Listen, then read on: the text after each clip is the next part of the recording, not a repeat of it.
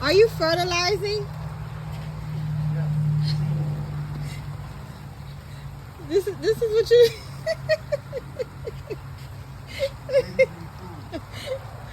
Oh my God. Your daddy's crazy. I did the front.